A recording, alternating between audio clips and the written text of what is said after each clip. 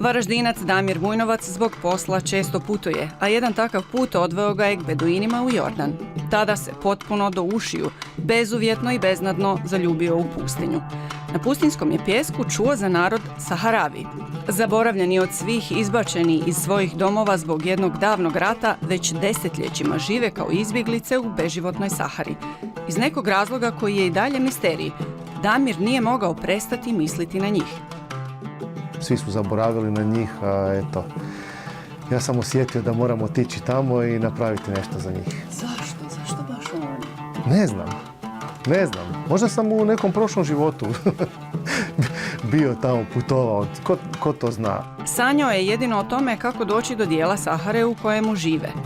Prava prilika bila je Saharski maraton, koji prolazi teritorijem na kojemu Saharavi žive. Iako nikad nije trčao, Damir se prijavio. I onda sam ja proučio sve o tome i skužio da se ne mora trčati baš 42, nego da ja mogu i hodati 10 km, recimo, pa sam izabrao tu mogućnost.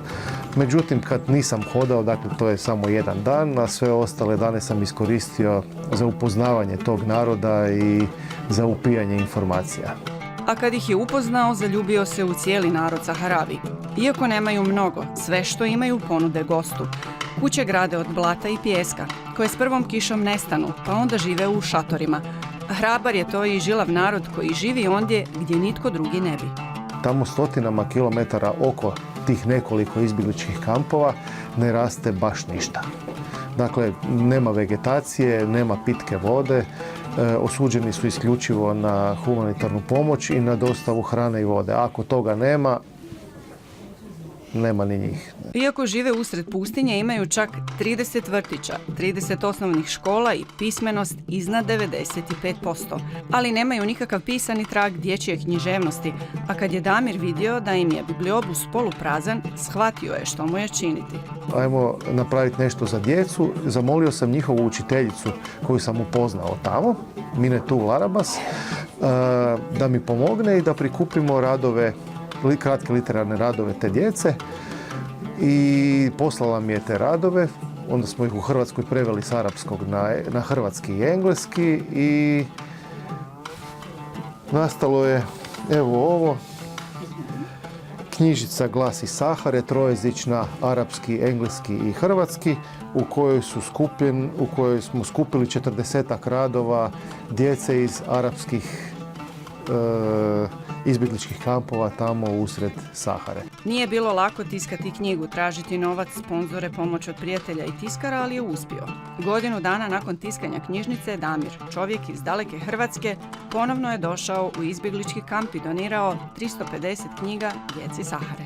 Djeca su presretna bila, ali odrasli su rekli, pa ovo nikad niko nije napravio za nas. Ja nisam o tome razmišljao na takav način da ja sad moram napraviti nešto što nije niko napravio. Jednostavno sam osjetio da je to dobra stvar.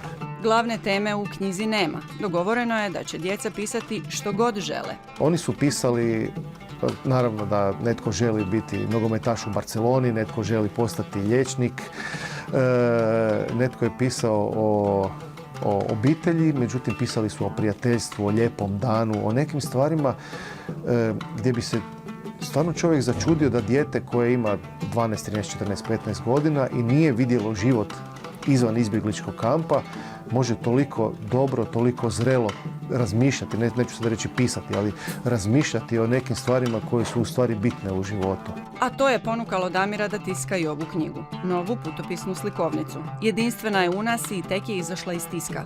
Vrijedi imati ove knjige i čitati ih, jer djeca koja imaju tako malo podsjećaju nas koliko vrijede voda, hrana, prijateljstvo. I riječ šukran, hvala.